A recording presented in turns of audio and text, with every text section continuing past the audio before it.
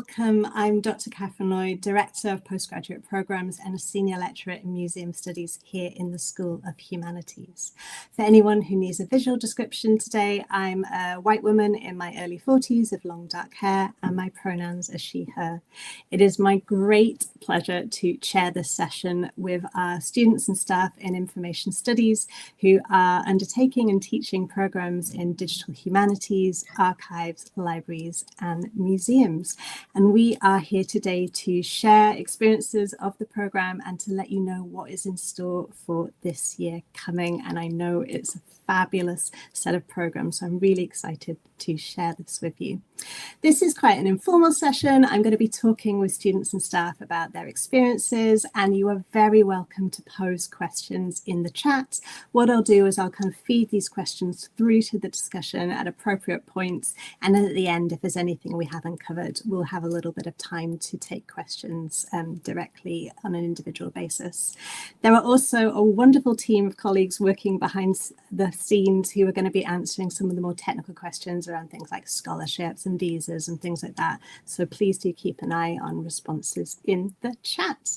Okay, so welcome everybody. A fantastic group of people we've got here today. I'm just going to start with my fellow colleagues, David and Kate. Would you mind introducing yourselves? Yeah, hi everyone. I'm Dr. David McMenemy. My pronouns are he, him. I'm the program convener for the MSc Library and Information Studies. Hi everyone, my name is Dr. Kate Simpson. I'm the convener of the MSc in Digital Humanities, which will be running from September this year. Lovely to have you all here with us. Thanks, David and Kate. And David and Kate are just a few of our fantastic teaching team here in Information Studies. We also have staff with expertise in archives and museums as well. So we're a team of around 15 staff, but we also draw in expertise from across the College of Arts and Humanities and indeed the wider university. So just a fraction of your teaching team here today. And next to the most important people on the call, our current Information Studies students. I'm going to begin with Christelle. Hi, here's someone typing in the background. Oh, sorry. Christelle. Hi, I'm Crystal Glover. I'm currently in the Archives, Records, and Information Management program. To follow Kat's lead, I'm a woman with light skin. Today, I'm wearing a dark blue denim top, and I have a small gold chain necklace. Lee. Hi, I'm Lee Rodriguez. My pronouns are he, him. I am a student in the Library and Information Studies MSc, and I am a white man in my 30s with a short cropped brown beard that is rapidly starting to go gray. It's coming to us all, Lee. It's coming to us all. Cassandra. Hi everyone, my name is Cassandra Yule. I'm currently a student for the Museum Studies program here at the University of Glasgow. My pronouns are she, her, and I'm a white woman in her early 20s with long curly brown hair and silver glasses on. Thanks. Cassandra, I think joining us from on campus, you can hear the buzz of students no doubt preparing for their exams in the background. Florence. Hi, I'm a Museum Studies student. I use them brown, and I'm a white person with medium brown hair. And finally, Lacey. Hi everyone, my name is Lacey. I use she and they pronouns, and I'm currently a master's student in the Library and Information Studies program. I'm a white young woman with long brown hair and a blue button-up shirt. Thanks, Lacey. Okay, so we have representatives here from 3 of our current programs and our new program in Digital Humanities, which launches this year. And many of you joining the calls will either be thinking about putting in an application to one of these programs, or you perhaps hold offers for one or more. And I know many students are interested in finding out the kind of the differences between the programs we offer and trying to work out which one is right for them. So just to recap, if you are new to all of this, we run 4 programs here in Information Studies. Our Archives, Records and Information Management program, our Library and Information Studies program, our Museum Studies program, and our Digital Humanities program. And all of these programs have an interest in kind of working with collections, particularly within what we call the GLAM sector, which has my obligatory jazz hands: galleries, libraries, archives, and museums. And that is the common theme running within all of these. And we're all situated within an information studies area. So we're very interested in the role of digital technologies, of things like metadata standardizations, and all of these very kind of techie questions, and the way that within this space, within the digital space, these sorts of different fields converge and also go off in different directions as well, and how we often ask different questions about the same things depending on whether or not we're viewing things through a museum, library, archives, or digital humanities lens. So it's a really interesting and productive space. We have really interesting conversations around differences in professional practices. David and I have had some fab chats this year, and we really get to benefit from being with each other and learning alongside each other, as well as really thinking about those professional differences and the different sort of pathways that we want to take. So hopefully you'll get a flavour of those different programmes today.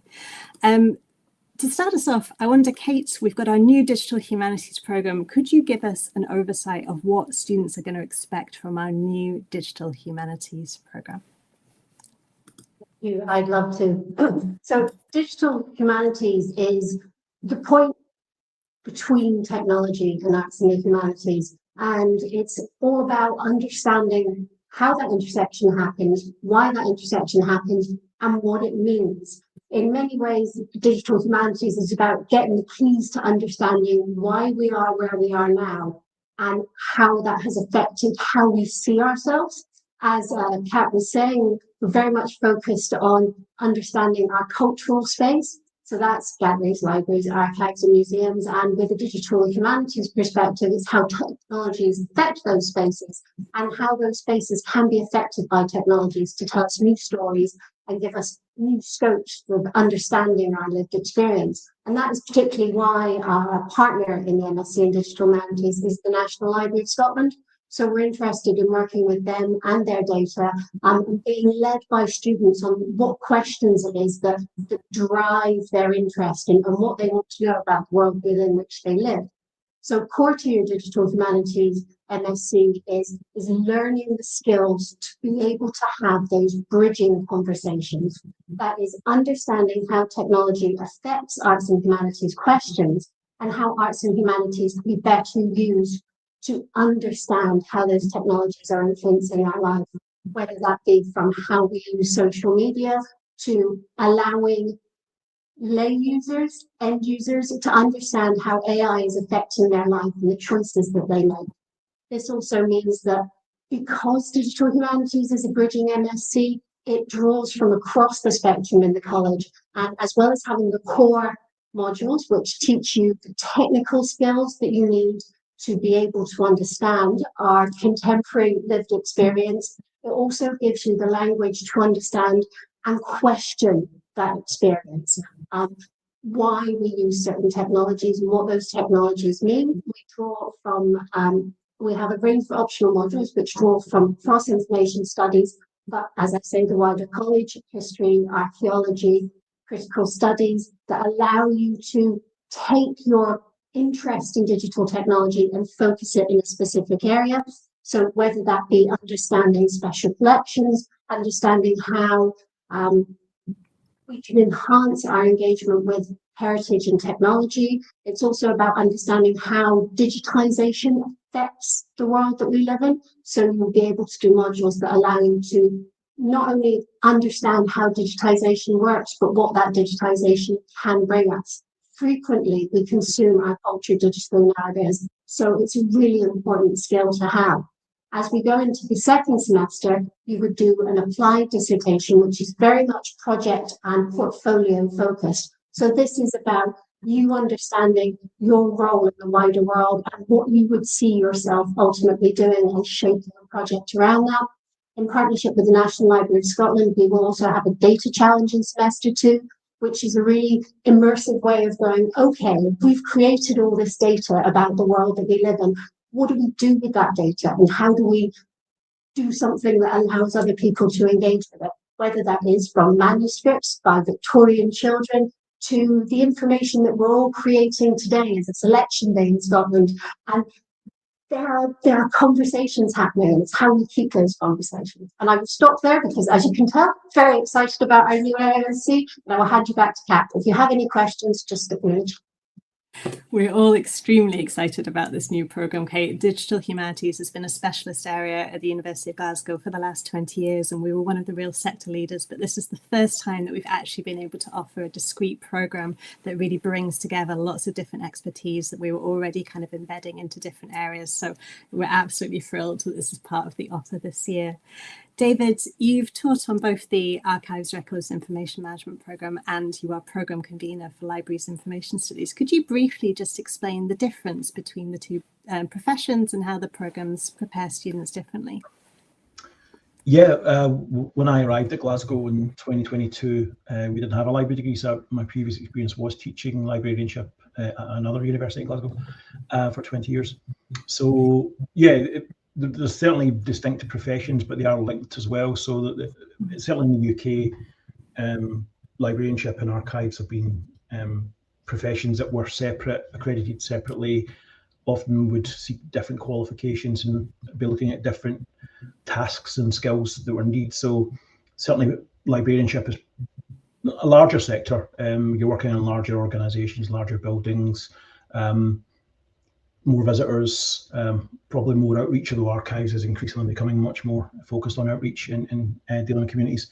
But yeah, probably the image that you have in your head of libraries versus archives is pretty accurate. So archives are much more about making sure that the record is constantly recorded, making sure it's it's done to the highest standards, and making sure that it often working for government departments, increasingly companies as well with records management, but really that corporate memory element of it. So you're basically looking at the organization's history, making sure that things like customer records, citizen records are all kept and preserved. Whereas libraries are obviously traditionally more about books, but also other aspects of information, searching for information and fulfilling often immediate information needs. So they are linked professions, and archivists work as librarians and vice versa, but certainly the focus is often slightly different. One's perhaps more focused on the wider outreach in talking to citizens, one's perhaps more about the objects themselves.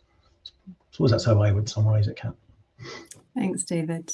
I might just speak briefly as a teaching member of staff on the Museum Studies programme.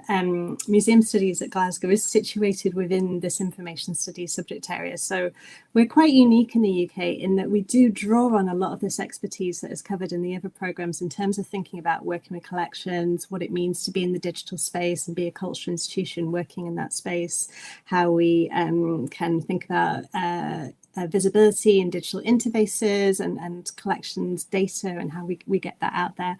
But the Museum Studies programme focuses a little bit more on questions of interpretation, communication with the public, as you might expect, thinking about things like how we create exhibitions, how we work with communities that we hold their objects, how we think about all the kind of ethical issues around things like repatriation. I know this is something that is often talked about a lot in the programme, and ideas of decolonisation as well.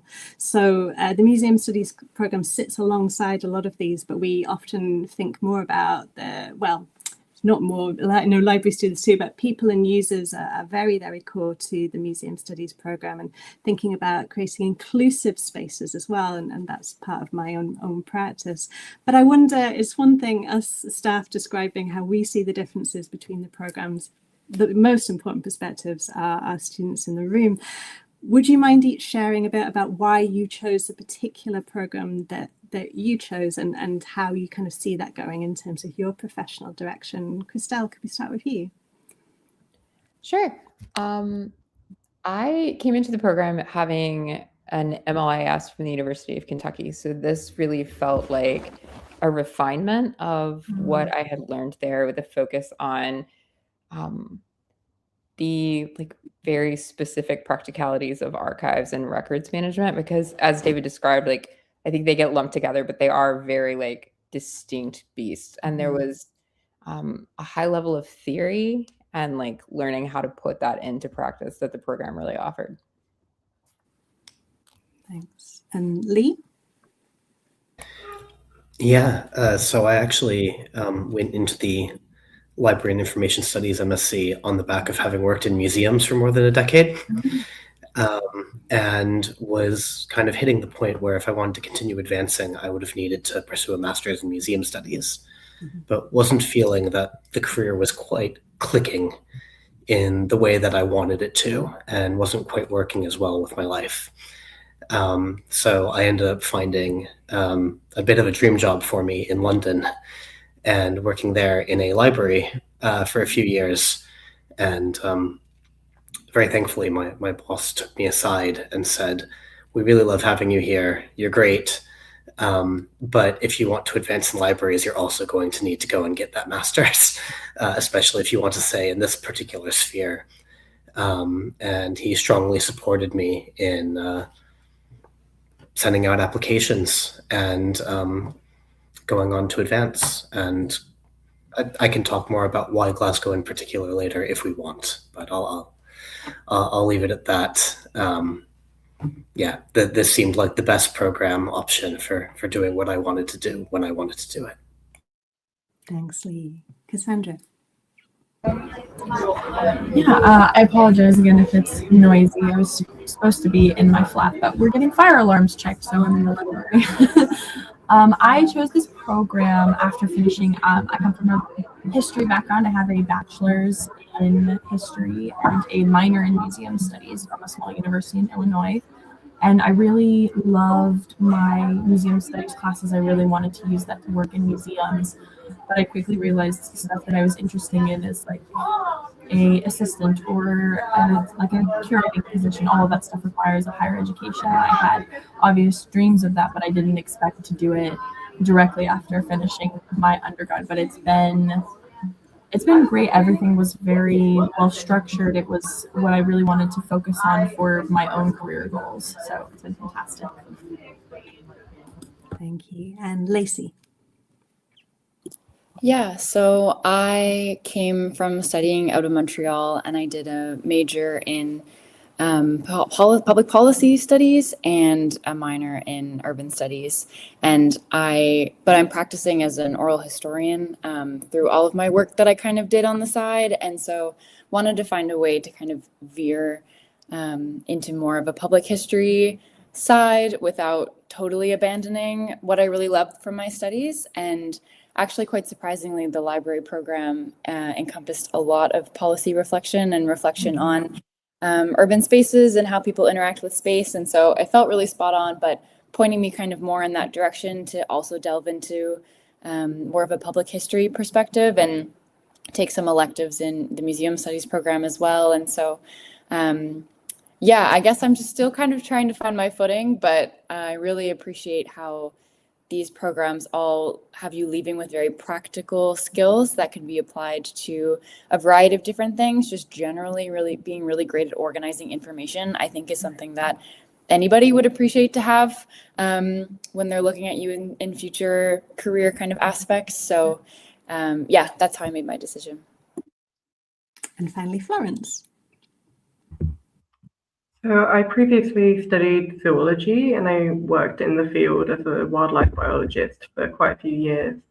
So yeah, I've been out of university for a little while, but kind of realized that I always preferred research and also working more with people. And I kind of eventually realized that I was just very passionate about museums, but I kind of hope to intend to be within natural history museums still. So I can kind of combine both my degrees, but this degree I intentionally went on it to figure out what I'd like to do professionally, but also learn more about it, the field, given that I didn't come from a humanities background. And I really feel like it's massively helped me, like it's facilitated me figuring out what sort of directions I could take and how many directions there actually are. Thanks. And this wasn't intentional, but this is actually a really fantastic cross-section of the different sorts of students that we have arriving with us. So people doing career changes who have already got lots of experience and want to go in a different direction. Those who are coming from backgrounds that we wouldn't tend to think about when we think about this sector. So we do get a lot of historians and archaeologists, art historians, literature graduates on these programs. But the fact that we've got people with science backgrounds here on the call shows that we do think about a lot about the different sort of skills that students are bringing in, whether that's through their studies, through other work experience or other kinds of experiences that they've had, and how we can kind of bring everyone together and scaffold them to kind of think about how they can draw on that and create their own pathways whilst all having kind of standardized expertise and building kind of competencies which are hung around our professional frameworks. And I think actually this is probably a good point to bring in our accrediting bodies, because we think a lot about our programs and what we want our students to think about, but we're also in conversation with professional bodies and the sector and thinking about what they want from graduates as well. David, is this a good time to think about our CILIP accreditation and what this brings to the programs? Yeah, sure. So we're right in the middle of that at the moment. So our visit for accreditation should be in the next couple of weeks. But yeah, accreditation is obviously really important because it's obviously an external badge of approval. You have to go through quite a rigorous process. So we're the Museum Studies degree, RM, and also the library degree have been put forward for accreditation. And they've previously been accredited. Well, the library one hadn't, because that's new, but certainly RM and museum had been accredited before. So yeah, what it does is basically it makes you have to. I did all of it for this time, and it actually was really useful for me because it's all let me think about the deeper aspects of information work and how they apply across all 3 degrees. So what collections mean for museum studies, what it means for libraries, what it means for archives. So you have to basically map your curriculum to a set of criteria, and then that's assessed by an external assessor. So yeah, it's a really positive, exciting process, which is hopefully will lead to a positive outcome in the next few weeks. One of the key things about CILIP accreditation, CILIP it stands for Chartered Institute of Library and Information Professionals. But basically, that if you have CILIP accreditation, it means it's reciprocally accredited in North America and also Australia and New Zealand. So it's very useful if you do want to be mobile from that perspective. Each country recognises its own professional bodies accreditation. So yeah, really positive process, a lot of paperwork, but it's a very positive process because it makes us look again at what we're teaching and any gaps that we have. So they're very good at telling you, well, maybe you need a little bit more here, a little bit more there, which we always listen to. So yeah, fantastic process that lasts for 5 years once you get it. So fingers crossed, next few weeks we should complete the process, and that will be us covered until well into the next decade. And what's been really useful about the CILIP accreditation process is it really does surface a lot of the skills that our students are developing beyond those fantastic collections opportunities. I'll get our students to speak about that sort of work that they've been doing. But it speaks actually to what Lacey's talking about, things like being able to look at policy, work with policymakers, advocate for your sector, working with government, thinking about ethical and legal frameworks, working with information governance structures. These aren't skills, certainly when I came into the museum profession, that I necessarily thought that I was developing. But actually, when we think about the sorts of ideas and challenges that we embed in our teaching, these are exactly the sorts of things that we're building. And indeed, some people move straight out of the GLAM sector when they leave us because actually there's been something else that they've taken up in their program that they've gone, actually, this is the thing for me, and it's a bit tangential, but actually this is a skill I've really developed and gone on to a different kind of career. So there's lots that we do beyond collections, but let's get to our collections.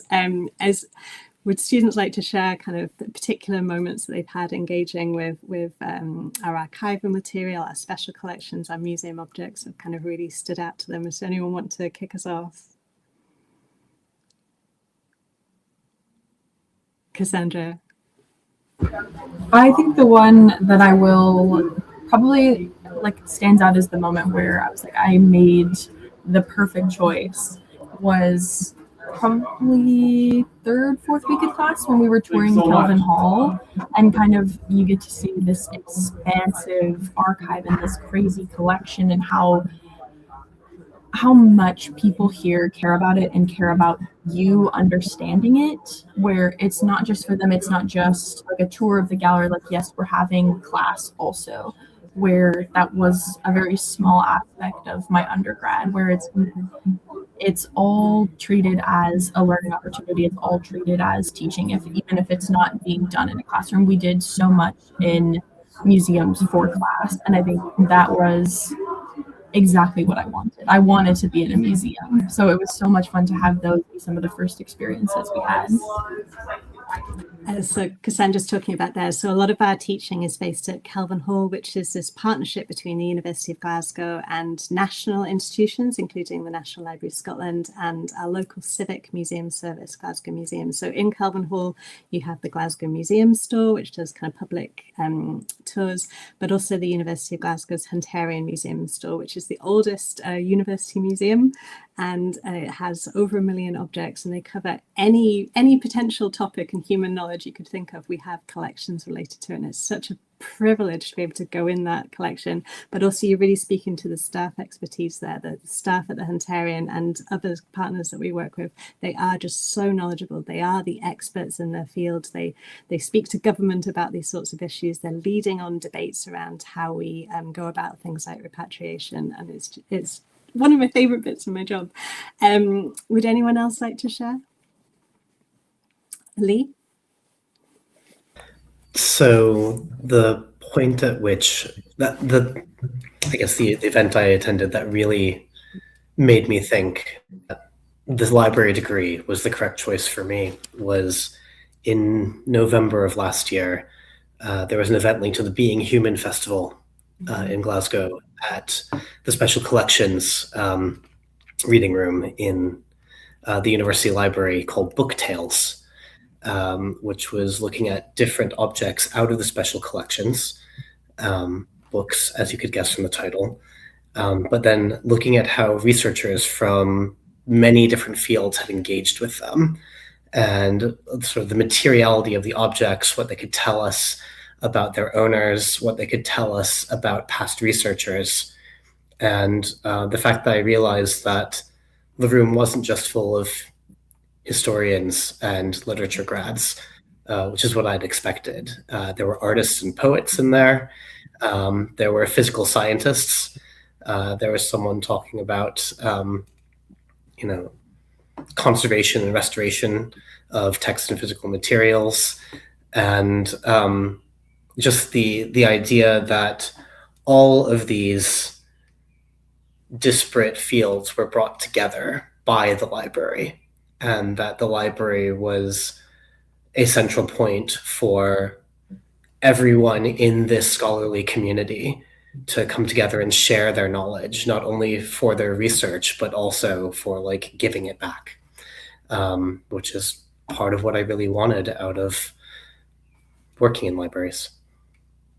That's really lovely to hear, Lee, and I really hope that you are out there doing that very soon, because you're such a passionate advocate for it. And also you've really spoken to there that the sorts of opportunities that students at Glasgow have extend beyond the classroom, right? And one of the actual things I do in September is to kind of tell people to pause and not do everything that's on offer, because you'll get overwhelmed very quickly. But we do have these constant stream of really amazing events that happen outside of teaching, and the Being Human Festival is a fantastic example of that. So thank you for flagging.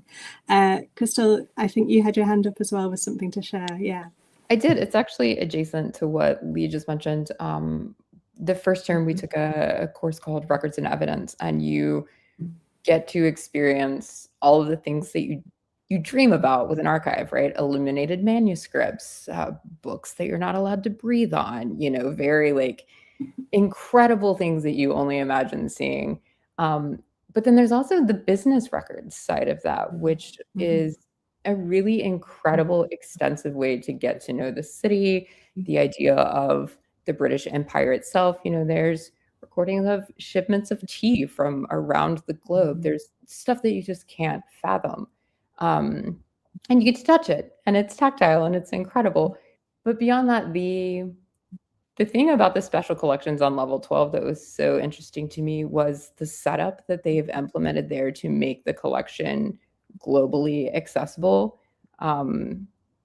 It isn't something that I had really considered, how challenging having such an extensive collection that so many researchers or people with just curiosity would want to access. And they've done a really thoughtful job to make this I say it accessible about 50 times, but it's accessible, right? You can book a time with them and look at all of these things that you otherwise wouldn't get to experience in person. And I think that's really, honestly, quite incredible.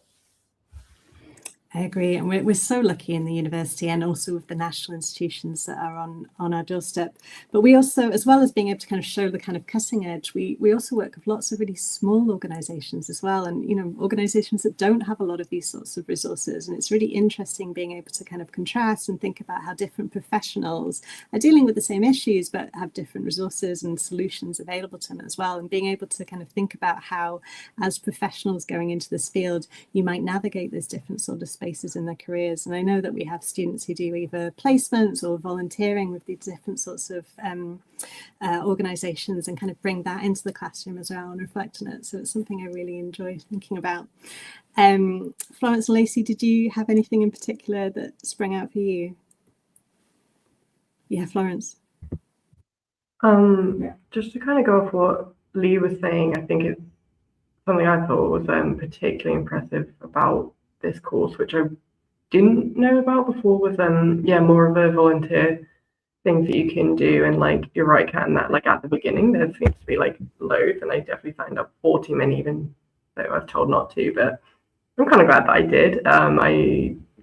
There's a program where you can do tours at the Hunterian museums.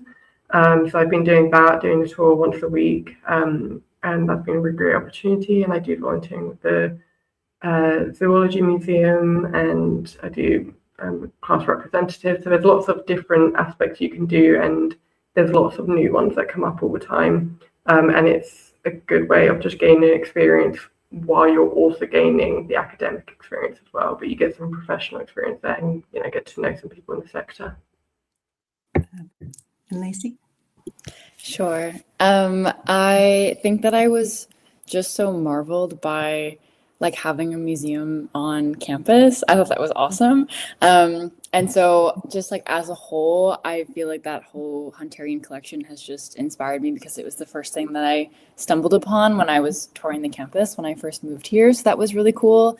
And also like that, in addition to doing a tour at the moving image archives across the street in Kelvin Hall, kind of got me thinking about beyond my discipline of library studies and limiting my understanding of collection to books, and thinking about how collections can encompass all these really interesting like old cassette tapes and buttons and all these different things. And so that led me to kind of seek out different volunteer type opportunities and things that I might not have thought about before, because I was limiting myself to thinking about books and the preservation and management of books. But I've been going to the Mitchell Library, which is also where I did my placement, and so have become very familiar with that institution, and they're so awesome and it's huge.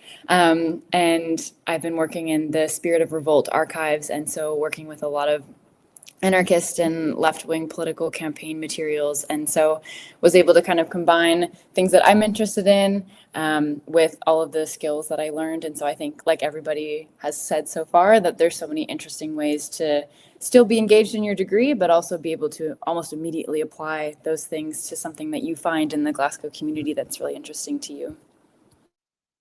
Fabulous. And Kate, I feel I need to bring you in from a digital humanities specialist. What's the one thing you just can't wait to share with students in terms of the fantastic digital collections that you'll be working with? Choices. So recently we've been looking at how you can use AI to extract data that you wouldn't have thought was relevant initially. So this is understanding, for example, if you have a jointly authored book, knowing the gender of the authors can help guide people to make choices in whether they are interested in the book. For example, if the book is talking about a specific movement or a political action, if there are both men and women and non-binary people writing about the situation, that's really interesting. We've been doing that recently using AI tools with the National Library of Scotland and with the Museum Data Service. And we've also been looking at how we can link up the information that comes out of libraries, archives and museums to present new stories that we haven't necessarily heard before. And that's predicated in, oh, look, this object actually is not a complete object because the other half is being held on the other side of the world. And it's It's the digital tools we use that allow us to combine those and go, this thing is also like this thing, and we can bring that together. Okay, I think you're going to have to watch me because I think I'm going to sneak into the back of your classroom this year. Sounds really interesting. I'm going to start to bring in some of the questions from the chat. Some of the responses that we've had so far have kind of touched on these in general. We can maybe start with some of the big ones. So we've got questions about the size of our programs. So information studies as a whole is around about 120 postgraduate students spread across the 3 programs.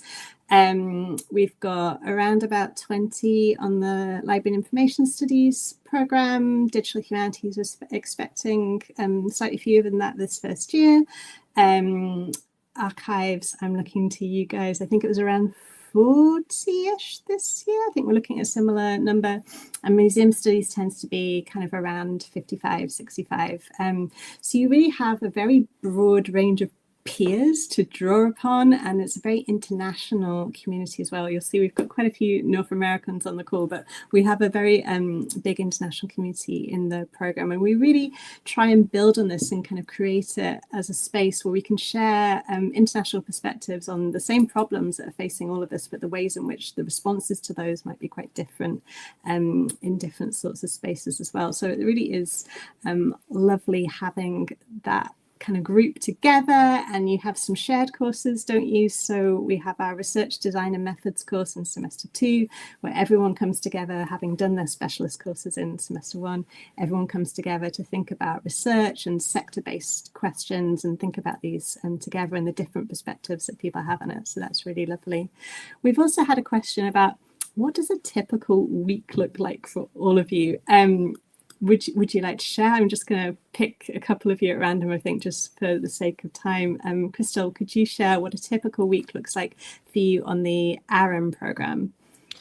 ARM program. So both terms, we had courses probably 3 days a week. We were a pretty tight-knit group. We have a very active WhatsApp group chat immediately. So we also spent a lot of time together in the library, in the postgrad rooms, hanging out, reviewing. There is a fair amount of reading, which I think you should expect going into this. It's not overwhelming, but it is interesting, and it is, you know, what you would hope to get out of a program like this. I think the best thing I can offer when you are managing yourself or your week in the future is stay on top of things. Give yourself breathing room, take breaks, but make sure that you are like actively engaging with it every day instead of waiting till 1 day a week to try to cram it all in. I think that's some very sound advice. Florence, could you give us a perspective from museum studies? What does a typical week look like? Yeah, I guess it's it varies semester to semester. Like the first one was a lot more teaching. And similarly to Crystal, we would get, I would say, a fair amount of reading, quite a bit, but it is manageable. I think for me, I utilized being on campus a lot. If I was in uni that day for a lecture, I would be on campus before and after doing work as a way to stay on top of it, and not, you know, have to do loads over the weekend where you can actually take a break. So I would try and treat it a bit like a job where I was going to campus. And then the second semester, I had placements. That changed it a little bit, and also doing this research module, which meant it was a bit more independent work. But yeah, so it does vary semester to semester. But yeah, if you kind of manage your own time well, you can sort of treat it like you are at university a lot of the time. That's how I treated it anyway. Mm-hmm. And Lacey, could you reflect on your experience, but also we're going into that dissertation period as well. What does it look like in library and information studies? Yeah, I would say I would agree with everyone. It's a lot of reading. I wouldn't say it's over the top or uncomparable to my undergraduate studies. And I think if anything, like at this point, we've all chosen this because this is what we want to do in the future. And so I really enjoyed engaging with my readings and found that there was a lot more dedication from myself and my classmates in actually engaging with what was happening in the classes. So yeah, classes 3 days a week, a decent amount of reading, doing your assignments and stuff, but also like I had so much fun. Like I feel like everyone's kind of just been like, oh, I went to class. Yeah, but like I went and I sat in the park all the time. Like I've used the libraries like crazy, and just like always have like half a dozen books on loan and just go sit in the parks and read, or go to your local pub down the street and listen to some trad music.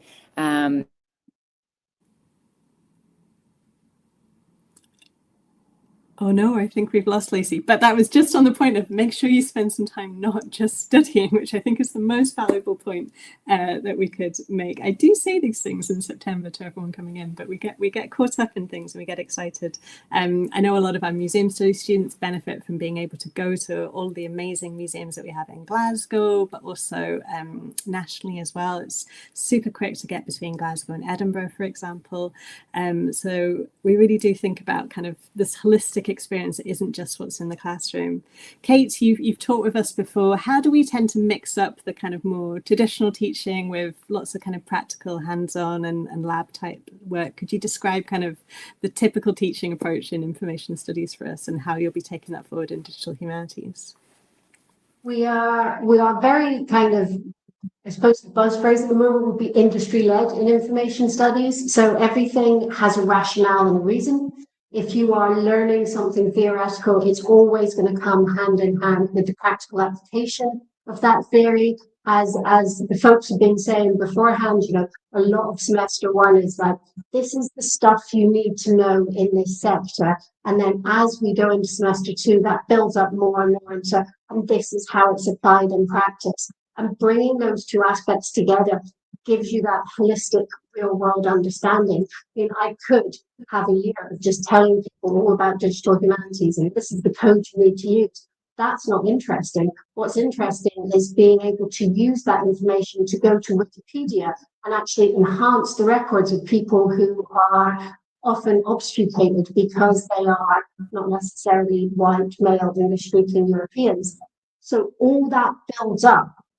By the point you get to your dissertation at the end, you're like, I understand how this is applied and this is how I want to see that work go forward.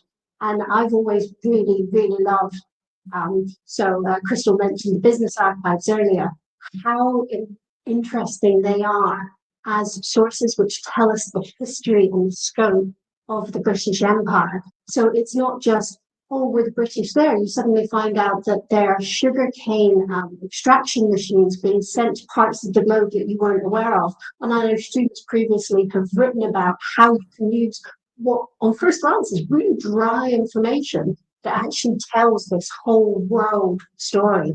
So, yeah, theory into practice. Absolutely. And this really speaks to some of the kind of questions in the chat where people are thinking about how they get enough experience, if they need more experience to kind of come onto the program, or how they're going to get this kind of sector experience whilst they're on the programs. And David, we do this in lots of different ways, don't we? So we do have kind of formal placements. So we have organizations that approach us of opportunities, but we also work to kind of match students with things that are going on, and we help students to identify their own opportunities as well. Could you speak to us a little bit about that? Yeah, placements are one of the more challenging aspects of running any degree, especially when the numbers go up. This year we managed to get around half of the library students on placements, and I think Lacey and Dee both had placements, if I recall. But yeah, there are obviously other ways of getting that experience. Actually, one question I did notice was someone asking about the pre-experience. If you want to email me directly, I have a couple of online volunteering things I can put you in touch with, and that usually qualifies you. So drop me a note specifically and I can get you in touch with those people. But yeah, going back to it, there's various ways of obviously getting that kind of experience. So one of the main things that CELIP looks for in accreditation, for instance, is connection with the profession more broadly. So it's things like, you know, visits from guest lecturers, tours. One of the interesting things we did this year was go on a tour of the BBC, for instance. I think Lee and Lacey, you were both there, weren't you, if I recall?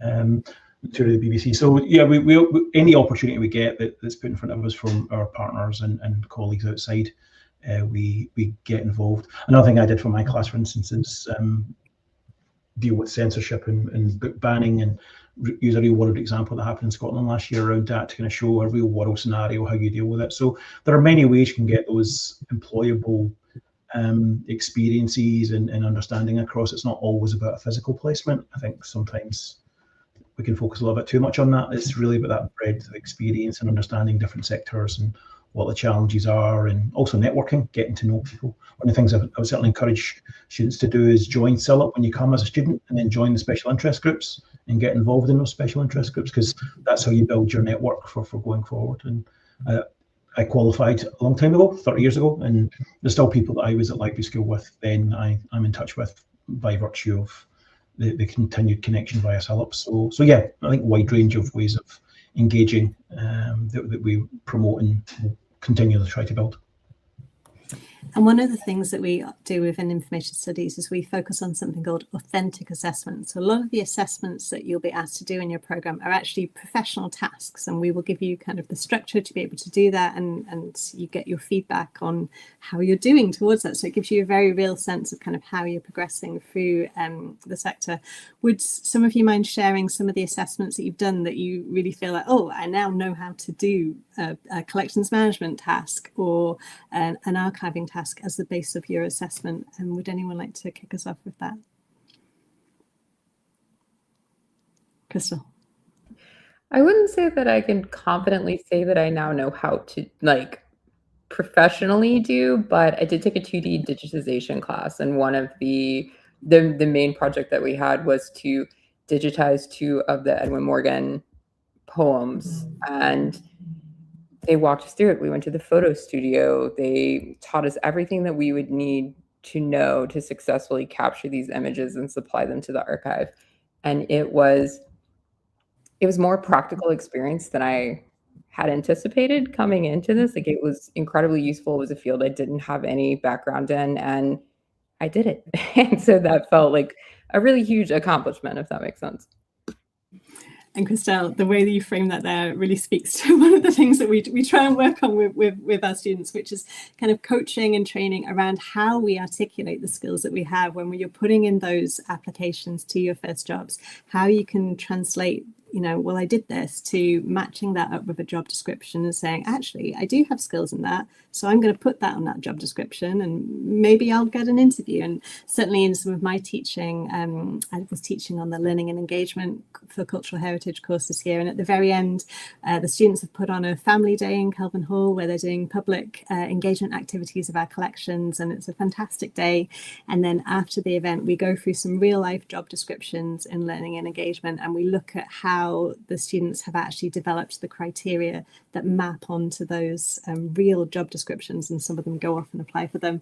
And many students have gone through that course and are now working in the learning and engagement field. And we do this in lots of different ways. We work really well with our careers service. We've got an absolutely amazing career service here at Glasgow. So we really, as well as kind of packing everything in our classes and supporting people to do volunteering and placements, we're trying to really help you as well to articulate those skills that you have already. We have had some specific questions around placements. Did any of you here do a placement as part of your program? Florence, would you like to tell us about yours? So I was at the Royal College of Physicians in Edinburgh, and something I really liked about the way that we approached the placements on the courses that we applied for it like a job. We looked through a big list of, I think of over 30 different ones, and quite a lot of them, you know, for you students would go on them. Some, for mine, it was just me. Yeah, we applied for it like a job. We applied why we were interested, what skills we would gain, and I thought that was really, really valuable. And then for my placement, I'm quite interested in working within curation, and that's what I was doing for this one. And mine was a lot of independent work, and that is what suited me, and it was kind of advertised in a way as that. Whereas I know a lot of other people were working within collections or digitizing things, so they could be a lot more personalized to what you're interested in professionally and what you want to develop. Yeah, for mine, I was able to like more or less independently curate an exhibit for them. Obviously, I worked with my colleagues and I worked with their collections. Yeah, that's how mine functions. So I'm now able to say, like on my CV when I'm applying for jobs and things like that, that I've been able to curate an exhibit. And some of the skills that I gained from that. So it's been really valuable for that for me. Thanks. I'll take one more because I know we've got many questions in the chat and we're pressing on with our hour. But Lee, I think you said that you did a placement. Would you like to share a little bit about that? I did. I was privileged to have a week at the National Library of Scotland this February. And going back to a few key points from earlier in the talk, this was for a course which was joint between RM and LIS, description, classification, and navigation. So both courses took that. And it was directly linked to one of the professional assessments, which was to work with metadata and perform some kind of cataloging or organizational project. So going to the National Library was fantastic. They put on a great program for us, making sure that we were able to not only get sort of hands-on training and experience with cataloging up to sort of modern standards and using sort of the current professional software, but also in exploring the myriad of careers within the National Library of Scotland and how librarianship takes many different forms, especially when you're up at that level and have that level of resources that most libraries would kill for.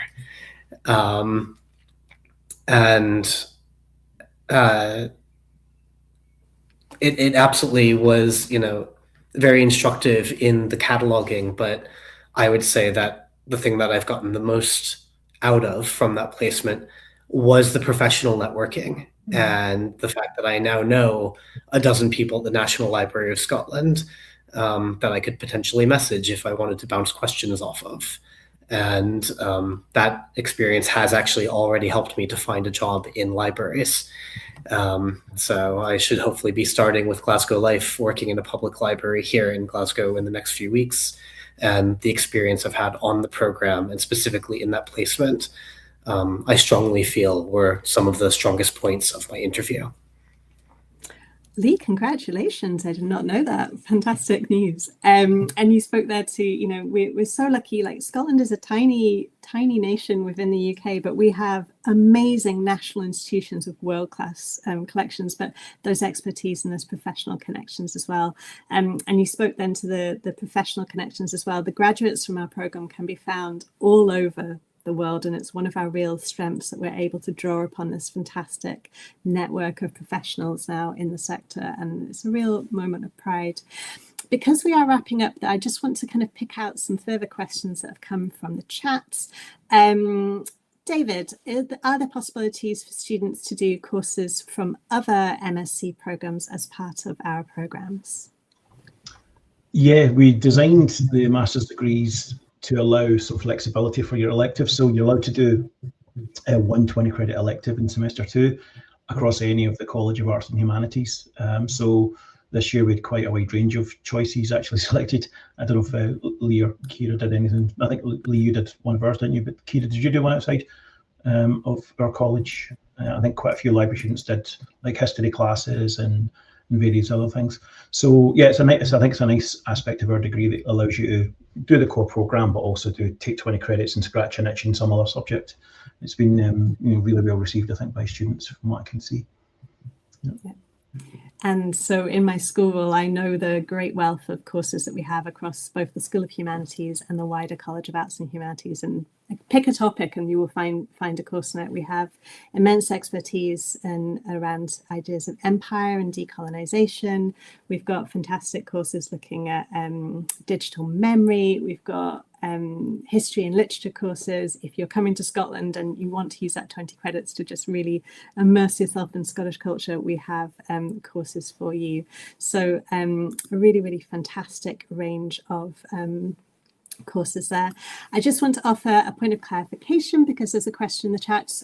We run museum, archive, library and digital humanities courses within the School of Humanities. We are not the only collections focused courses in the University of Glasgow, and there may be some of you who hold offers for other programs. So for example, our Erasmus Mundus program. We also have a degree in museum education, which is run from the College of Social Sciences, both of which I can speak to as being fantastic programs. Unfortunately, we don't have reciprocal course arrangements with those programs, so you would need to kind of ask questions specifically to those course conveners or program conveners about those programs, but I can attest that they are fantastic, and I know the teachers on those courses very well. So a wealth of offer here at Glasgow. I hope that answers that. We have questions around kind of people entering with different sorts of levels and what sort of jobs they might expect to walk into. We've heard someone coming in mid-career who's walked straight into a job. That's fantastic. There will be some of you coming straight from your undergraduate degree who've never worked in anywhere in these sectors, haven't got that voluntary experience. That is what the degree is for, and it is more common that those sorts of applicants will then go on to more entry-level roles. We have people coming in at all different sorts of levels. It really depends what you bring to it, and I do a lot of work with students in the first week about trying to kind of put the blinkers on and not worry too much about what expertise other people have got, that we're all on our own journey and that we as staff will do our very best to kind of support you in the moment that you are in your career progression. If you have questions about kind of getting that entry-level experience, some of our degrees do require that. I really do recommend that you get in touch with the program conveners and they can offer a little bit more advice as to what to put in your application there. I think that's the best route for answering those questions. Let's see, we have questions. I mean, Lee and others, the difference in ages that people have on the program. Do you feel this in the classroom, people coming in at different levels of experience? Lee? So I was really worried about the fact that I'd been out of school for 15 years before coming back to do my master's, and being the odd one out. And I, despite my trepidation, I didn't feel that at all in the classroom. In the classroom, it was a very tight, close community. As was mentioned earlier, there were just about 20 of us in the library program this year. So similar to the Crystal's experience in Aram, very tight-knit, very friendly, supportive bunch. And at no point was I made to feel kind of othered or separate because of being the second oldest person on the program and one of the only two cis men. We are quite a female dominated subject. I'm not going to lie about that one. But yes, we really do work with students and try and learn as much as we can about them and really kind of make things bespoke. We often use assessments to kind of let people bring in their own experience and to try and pitch things at the level that they are. So we really do try and work to support our students, and it's great that you've had that positive experience, Lee. We've reached the end of our time. To be honest, I could sit and chat to our wonderful students here all afternoon. It's great to actually kind of hear your experiences now that you've kind of come through the program. I remember you were all when you were starting, so this is really kind of nice to kind of be at this point. They're working hard on their dissertations. Does anyone want to give us what you're working on right now, just as we close off for your dissertations? Cassandra. Yeah, obviously I've been in the library all day.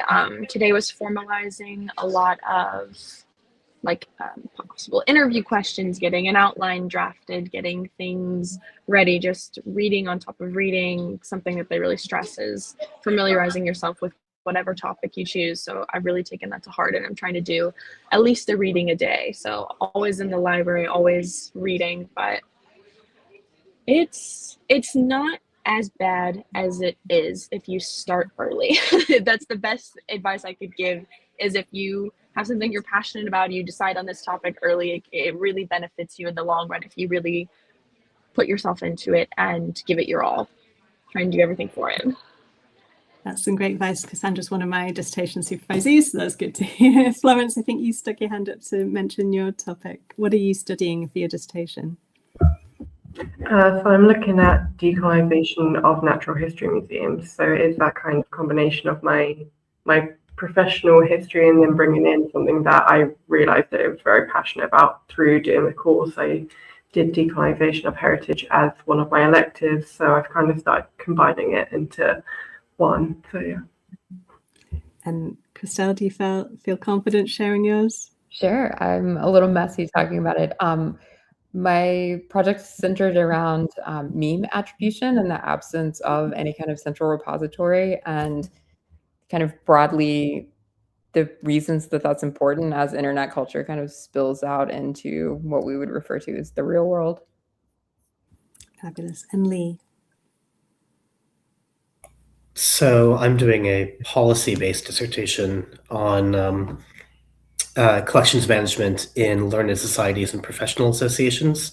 So similar to Florence, looking at my past career and sort of the policies and practices in place and how they're being carried out, and looking for ways to, I guess, link up various parts of my professional and academic life. Fabulous. Well, I wish you all the best with those projects over the summer. Look forward to reading them and marking them. My colleagues, David and Kate, any final advice for our current applicants?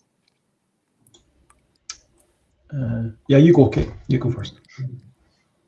I was just going to say this is the time to be interested in information. This is very much the cultural space we live in, and anything that you do within this sector and across any of our 4 MScs is definitely going to put you on the right path for a successful career afterwards, because of everything everyone has said. And not only that, but I do have to say, even though I've only been back for a couple of months, the staff are pretty decent as well. How do you follow that, I guess? I would just reiterate what Kate said. I think information rules are so important. Information is a human right. You know, a lot of what we discuss in all of our degrees relates to the importance of information to human beings and the rights that support that, you know, whether it's censorship or whether it's privacy or whether it's, you know, equity of access to knowledge. These are the things that we deal with in our business. So if you're interested in studying that and becoming a professional in that area, then come and join us. Thank you so much. Thank you to our wonderful students, and thank you to everyone who's posted questions. We really appreciate it. There's lots of resources under the video where you can follow up on many of the things that we've talked about, and we really look forward to welcoming you to Glasgow in the near future. Thank you and goodbye.